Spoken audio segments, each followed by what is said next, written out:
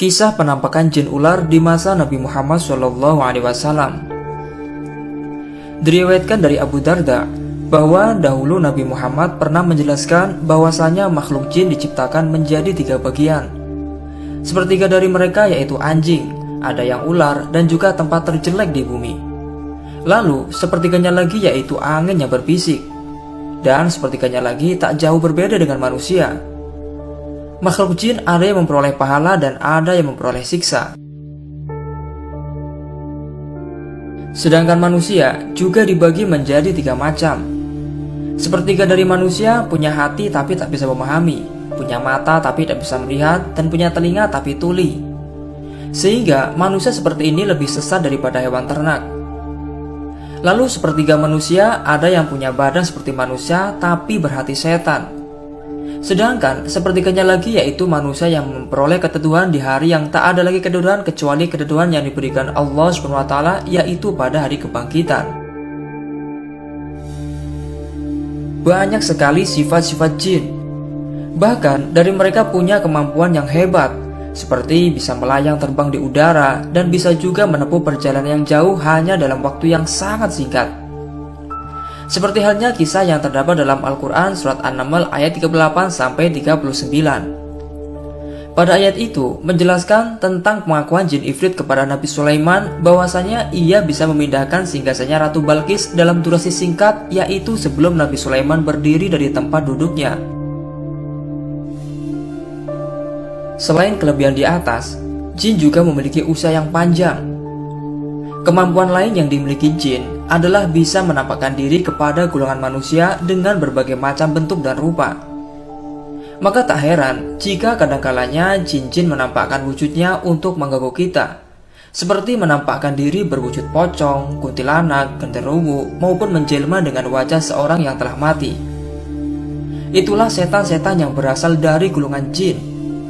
Maka tak ada istilah arwah gentayangan. Penampakan jin juga pernah terjadi di masa Nabi Muhammad SAW. Dari Abu Sa'ib Maula Hisam bin Zahroh dikisahkan dahulu Abu Sa'ib pernah pergi ke rumah Abu Sa'id Al-Khudri. Sa'ib kala itu menjumpai Abu Sa'id Al-Khudri sedang mengerjakan ibadah sholat. Sembari menunggu, Sa'ib lantas duduk. Tiba-tiba terdengar suara mencurigakan. Terlihat ada sesuatu bergerak-gerak di pojokan rumah. Ternyata ada seekor ular misterius di pojokan rumah. Abu Sa'id sempat melompat untuk memburu ular itu. Namun Abu Sa'id Al-Khudri memberikan isyarat supaya Sa'id tetap duduk saja dan jangan memburu ular itu. Setelah Abu Sa'id Al-Khudri selesai sholat, beliau lalu menunjukkan sebuah rumah dan berkata kepada Sa'id, "Tidakkah kau melihat rumah itu?" "Ya," jawab Sa'id. Abu Sa'id Al-Khudri lantas menjelaskan bahwa di dalam rumah itu pernah ada pria yang berjanji kepada istrinya. Suatu hari pria itu mengikuti perang Khandaq bersama Rasulullah SAW. Pria itu pernah meminta izin kepada Nabi untuk pulang menjenguk istri dan keluarganya selama 3 hari. Tetapi Nabi mengizinkan sehari saja.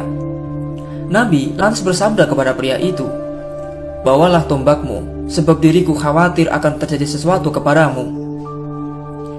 Pria itu lantas melaksanakan pesan Rasulullah dan berangkatlah pulang dengan membawa tombak. Ketika pria itu sampai di depan rumahnya, ia melihat istrinya tengah berdiri di luar rumah. Melihat hal itu, ia langsung merasa cemburu dan hampir saja melemparkan tombak itu kepada istrinya. Sebab dahulu apabila seorang istri berani keluar rumah tanpa izin suami merupakan sebuah aib. Ditambah lagi keadaan di masa itu kurang stabil. Maka pantas saja pria itu marah kepada istrinya. Ketika si pria hendak melemparkan tombak kepada istrinya, sang istri langsung berkata, "Simpanlah tombakmu dan lihatlah apa yang ada di dalam rumahmu hingga membantu keluar rumah." Lalu pria itu masuk ke dalam rumah. Dan ternyata ada seekor ular besar yang melingkar di atas tempat tidur. Pria itu lantas melemparkan tombak itu ke arah ular itu. Tombak itu dilemparkan kepada ular hingga tertusuk. Lalu di saat pria itu hendak keluar rumah untuk menguburkan tubuh ular itu, tiba-tiba rumahnya bergoyang. Sejak saat itulah tidak diketahui lagi siapa yang lebih dahulu mati, apakah pemuda itu atau ular itu.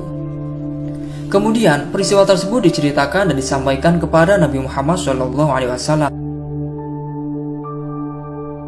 Nabi Muhammad lantas bersabda, "Berdoalah kepada Allah agar Dia menghidupkannya, dan mohonkanlah ampunan untuk saudaramu itu." Lalu Nabi Muhammad melanjutkan, "Sungguh di Madinah ini terdapat golongan jin Islam. Apabila kalian mendapatinya di dalam rumah, izinkanlah dia selama 3 hari. Dan apabila sudah lebih dari 3 hari dan dia masih menetap, maka silahkan kalian bunuh. Sesungguhnya ular itu adalah setan." Di riwayat lain menjelaskan, Nabi bersabda bahwa rumah itu terdapat penunggu. Apabila makhluk itu menampakkan diri, maka biarkanlah selama 3 hari.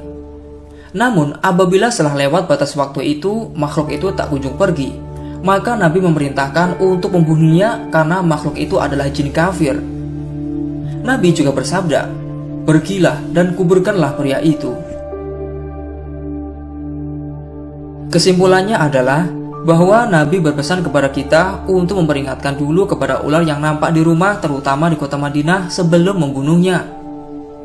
Namun, untuk ular di jalan yang punya 2 garis hijau dan biru di punggungnya dan ular yang ekornya buntung, maka diperbolehkan untuk membunuhnya tanpa memberikan tenggat waktu selama 3 hari. Jadi, setan dan iblis itu berbeda. Para ulama masih khilaf atau berbeda pendapat tentang asal-muasal jin. Menurut Hasan al-Basri, asal-usul jin adalah keturunan iblis, sedangkan manusia asal-usulnya dari Nabi Adam alaihissalam. Manusia dan jin sama-sama ada yang beriman dan ada juga yang kafir. Ada yang memperoleh ganjaran, ada juga yang mendapat azab. Yang beriman adalah wali Allah, sedangkan yang kafir adalah setan. Wallahu a'lamu bishawab.